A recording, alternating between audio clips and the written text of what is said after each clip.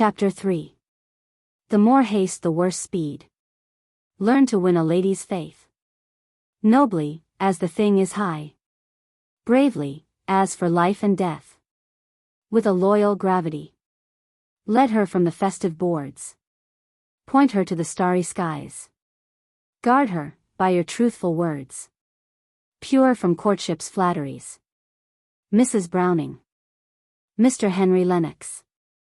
Margaret had been thinking of him only a moment before, and remembering his inquiry into her probable occupations at home.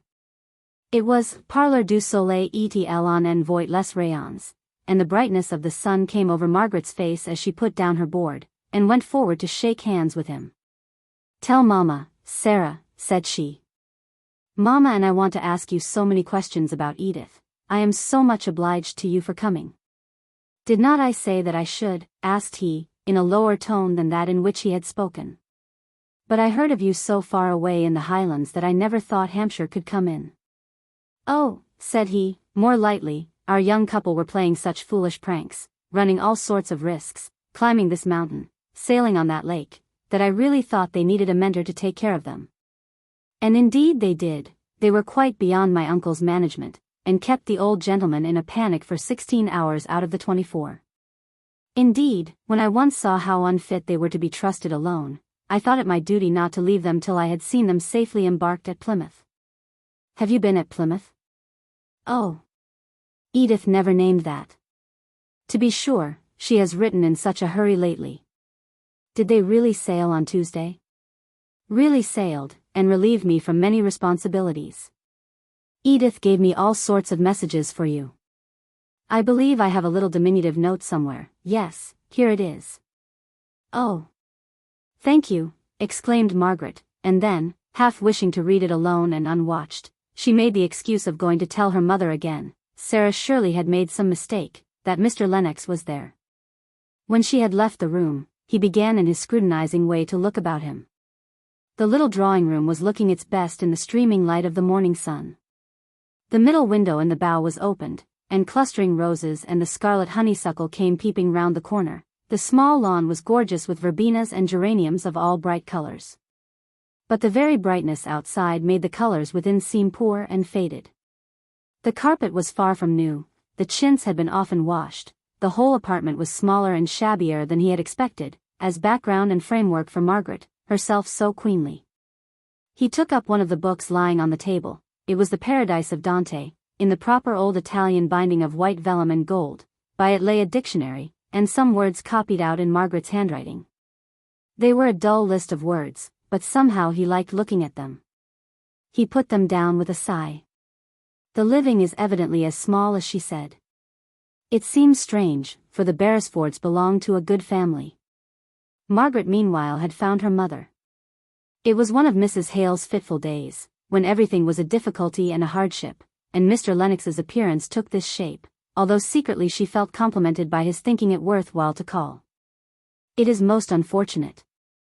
We are dining early today, and having nothing but cold meat, in order that the servants may get on with their ironing, and yet, of course, we must ask him to dinner, Edith's brother-in-law and all. And your papa is in such low spirits this morning about something, I don't know what. I went into the study just now, and he had his face on the table, covering it with his hands. I told him I was sure Helstone air did not agree with him any more than with me, and he suddenly lifted up his head, and begged me not to speak a word more against Helstone. He could not bear it. If there was one place he loved on earth it was Helstone. But I am sure, for all that, it is the damp and relaxing air." Margaret felt as if a thin cold cloud had come between her and the sun. She had listened patiently, in hopes that it might be some relief to her mother to unburden herself, but now it was time to draw her back to Mr. Lennox. "Papa likes Mr. Lennox. They got on together famously at the wedding breakfast. I dare say his coming will do Papa good. And never mind the dinner, dear Mamma. Cold meat will do capitally for a lunch, which is the light in which Mr. Lennox will most likely look upon a 2 o'clock dinner. But what are we to do with him till then? It is only 10:30 now. I'll ask him to go out sketching with me. I know he draws, and that will take him out of your way, Mamma. Only do come in now, he will think it so strange if you don't." Mrs. Hale took off her black silk apron and smoothed her face. She looked a very pretty ladylike woman, as she greeted Mr. Lennox with the cordiality due to one who was almost a relation. He evidently expected to be asked to spend the day, and accepted the invitation with a glad readiness that made Mrs. Hale wish she could add something to the cold beef. He was pleased with everything, delighted with Margaret's idea of going out sketching together, would not have Mr. Hale disturbed for the world, with the prospect of so soon meeting him at dinner. Margaret brought out her drawing materials for him to choose from, and after the paper and brushes had been duly selected, the two set out in the merriest spirits in the world. "Now, please, just stop here for a minute or two," said Margaret. "These are the cottages that haunted me so during the rainy fortnight, reproaching me for not having sketched them. Before they tumbled down and were no more seen. Truly, if they are to be sketched, and they are very picturesque, we had better not put it off till next year. But where shall we sit? Oh! You might have come straight from chambers in the Temple, instead of having been 2 months in the Highlands. Look at this beautiful trunk of a tree, which the woodcutters have left just in the right place for the light. I will put my plaid over it, and it will be a regular forest throne. With your feet in that puddle for a regal footstool. Stay, I will move, and then you can come nearer this way. Who lives in these cottages? They were built by squatters 50 or 60 years ago. One is uninhabited, the foresters are going to take it down, as soon as the other is dead, poor old fellow. Look, there he is, I must go and speak to him. He is so deaf you will hear all our secrets." The old man stood bareheaded in the sun, leaning on his stick at the front of his cottage. His stiff features relaxed into a slow smile as Margaret went up and spoke to him. Mr. Lennox hastily introduced the two figures into his sketch, and finished up the landscape with a subordinate reference to them, as Margaret perceived, when the time came for getting up, putting away water, and scraps of paper, and exhibiting to each other their sketches. She laughed and blushed. Mr. Lennox watched her countenance. "Now, I call that treacherous," said she. "I little thought that you were making old Isaac and me into subjects, when you told me to ask him the history of these cottages. It was irresistible. You can't know how strong a temptation it was. I hardly dare tell you how much I shall like this sketch." He was not quite sure whether she heard this latter sentence before she went to the brook to wash her palette. She came back rather flushed, but looking perfectly innocent and unconscious. He was glad of it, for the speech had slipped from him unawares, a rare thing in the case of a man who premeditated his actions so much as Henry Lennox. The aspect of home was all right and bright when they reached it. The clouds on her mother's brow had cleared off under the propitious influence of a brace of carp, most opportunely presented by a neighbor. Mr. Hale had returned from his morning's round, and was awaiting his visitor just outside the wicket gate that led into the garden. He looked a complete gentleman in his rather threadbare coat and well-worn hat. Margaret was proud of her father. She had always a fresh and tender pride in seeing how favorably he impressed every stranger. Still her quick eye sought over his face and found there traces of some unusual disturbance, which was only put aside, not cleared away. Mr. Hale asked to look at their sketches. "I think you have made the tints on the thatch too dark, have you not?" as he returned Margaret's to her, and held out his hand for Mr. Lennox's, which was withheld from him one moment, no more. "No, Papa. I don't think I have. The house leek and stonecrop have grown so much darker in the rain." "Is it not like, Papa?" said she, peeping over his shoulder, as he looked at the figures in Mr. Lennox's drawing. "Yes, very like. Your figure and way of holding yourself is capital. And it is just poor old Isaac's stiff way of stooping his long rheumatic back. What is this hanging from the branch of the tree? Not a bird's nest, surely. Oh no. That is my bonnet. I never can draw with my bonnet on, it makes my head so hot. I wonder if I could manage figures. There are so many people about here whom I should like to sketch. I should say that a likeness you very much wish to take you would always succeed in," said Mr. Lennox. "I have great faith in the power of will. I think myself I have succeeded pretty well in yours."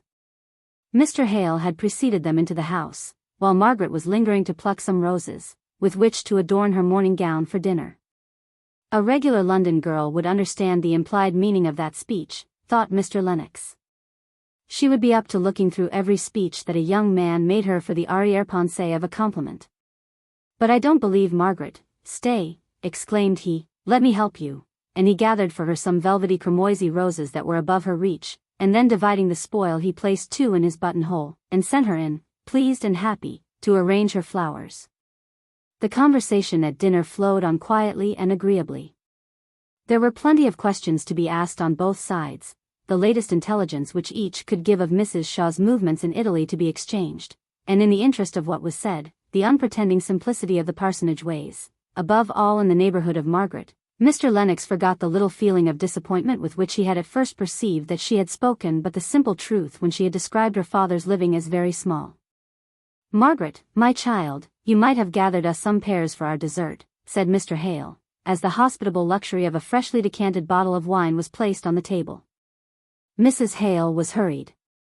It seemed as if desserts were impromptu and unusual things at the parsonage, whereas, if Mr. Hale would only have looked behind him, he would have seen biscuits and marmalade, and what not, all arranged in formal order on the sideboard.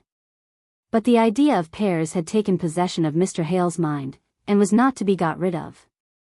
"There are a few brown burrs against the south wall which are worth all foreign fruits and preserves. Run, Margaret, and gather some.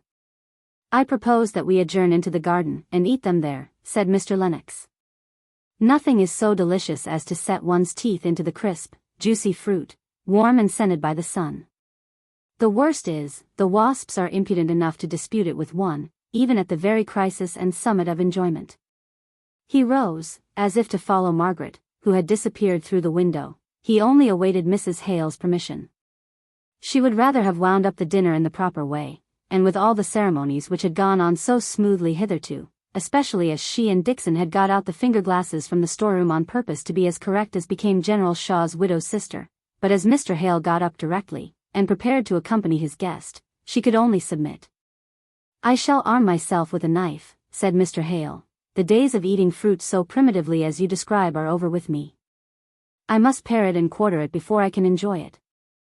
Margaret made a plate for the pears out of a beetroot leaf, which threw up their brown gold color admirably. Mr. Lennox looked more at her than at the pears, but her father, inclined to cull fastidiously the very zest and perfection of the hour he had stolen from his anxiety, chose daintily the ripest fruit, and sat down on the garden bench to enjoy it at his leisure. Margaret and Mr. Lennox strolled along the little terrace walk under the south wall, where the bees still hummed and worked busily in their hives. "What a perfect life you seem to live here. I have always felt rather contemptuously towards the poets before, with their wishes, mine be a cot beside a hill, and that sort of thing, but now I am afraid that the truth is, I have been nothing better than a cockney. Just now I feel as if 20 years' hard study of law would be amply rewarded by 1 year of such an exquisite serene life as this. Such skies, looking up, such crimson and amber foliage, so perfectly motionless as that," pointing to some of the great forest trees which shut in the garden as if it were a nest. "You must please to remember that our skies are not always as deep a blue as they are now. We have rain, and our leaves do fall, and get sodden, though I think Helstone is about as perfect a place as any in the world. Recollect how you rather scorned my description of it one evening in Harley Street, a village in a tale." "Scorned, Margaret. That is rather a hard word." "Perhaps it is. Only I know I should have liked to have talked to you of what I was very full at the time, and you, what must I call it then, spoke disrespectfully of Helstone as a mere village in a tale." "I will never do so again," said he, warmly. They turned the corner of the walk. "I could almost wish, Margaret," he stopped and hesitated. It was so unusual for the fluent lawyer to hesitate that Margaret looked up at him, in a little state of questioning wonder, but in an instant, from what about him she could not tell, she wished herself back with her mother, her father, anywhere away from him, for she was sure he was going to say something to which she should not know what to reply. In another moment the strong pride that was in her came to conquer her sudden agitation, which she hoped he had not perceived. Of course she could answer, and answer the right thing, and it was poor and despicable of her to shrink from hearing any speech, as if she had not power to put an end to it with her high maidenly dignity. "Margaret," said he, taking her by surprise, and getting sudden possession of her hand, so that she was forced to stand still and listen, despising herself for the fluttering at her heart all the time. "Margaret, I wish you did not like Helstone so much, did not seem so perfectly calm and happy here. I had been hoping for these 3 months past to find you regretting London, and London friends, a little, enough to make you listen more kindly, for she was quietly, but firmly, striving to extricate her hand from his grasp, to one who has not much to offer, it is true, nothing but prospects in the future, but who does love you, Margaret, almost in spite of himself. Margaret, have I startled you too much? Speak. For he saw her lips quivering almost as if she were going to cry. She made a strong effort to be calm. She would not speak till she had succeeded in mastering her voice, and then she said, I was startled. I did not know that you cared for me in that way. I have always thought of you as a friend, and, please, would rather go on thinking of you so. I don't like to be spoken to as you have been doing. I cannot answer you as you want me to do, and yet I should feel so sorry if I vexed you. Margaret, said he, looking into her eyes, which met his with their open, straight look, expressive of the utmost good faith and reluctance to give pain, do you, he was going to say, love anyone else? But it seemed as if this question would be an insult to the pure serenity of those eyes. Forgive me. I have been too abrupt. I am punished. Only let me hope. Give me the poor comfort of telling me you have never seen anyone whom you could, again a pause. He could not end his sentence. Margaret reproached herself acutely as the cause of his distress. Ah! If you had but never got this fancy into your head. It was such a pleasure to think of you as a friend. But I may hope, may I not, Margaret, that sometime you will think of me as a lover? Not yet, I see, there is no hurry, but some time. She was silent for a minute or two, trying to discover the truth as it was in her own heart, before replying, then she said. I have never thought of you, but as a friend. I like to think of you so, but I am sure I could never think of you as anything else. Pray let us both forget that all this, disagreeable, she was going to say, but stopped short, conversation has taken place. He paused before he replied. Then, in his habitual coldness of tone, he answered. Of course, as your feelings are so decided, and as this conversation has been so evidently unpleasant to you, it had better not be remembered. That is all very fine in theory, that plan of forgetting whatever is painful, but it will be somewhat difficult for me, at least, to carry it into execution. You are vexed, said she, sadly, yet how can I help it? She looked so truly grieved as she said this, that he struggled for a moment with his real disappointment, and then answered more cheerfully, but still with a little hardness in his tone. You should make allowances for the mortification, not only of a lover, Margaret, but of a man not given to romance in general, prudent, worldly, as some people call me, who has been carried out of his usual habits by the force of a passion. Well, we will say no more of that, but in the one outlet which he has formed for the deeper and better feelings of his nature, he meets with rejection and repulse. I shall have to console myself with scorning my own folly. A struggling barrister to think of matrimony.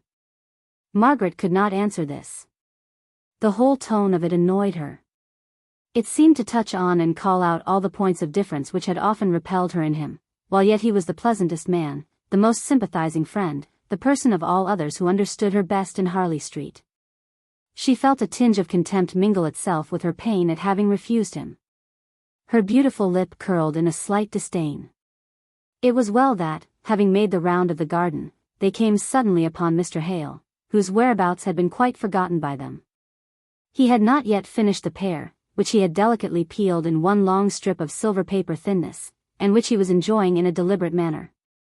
It was like the story of the Eastern king, who dipped his head into a basin of water, at the magician's command, and ere he instantly took it out went through the experience of a lifetime. Margaret felt stunned, and unable to recover her self-possession enough to join in the trivial conversation that ensued between her father and Mr. Lennox. She was grave, and little disposed to speak, full of wonder when Mr. Lennox would go, and allow her to relax into thought on the events of the last quarter of an hour.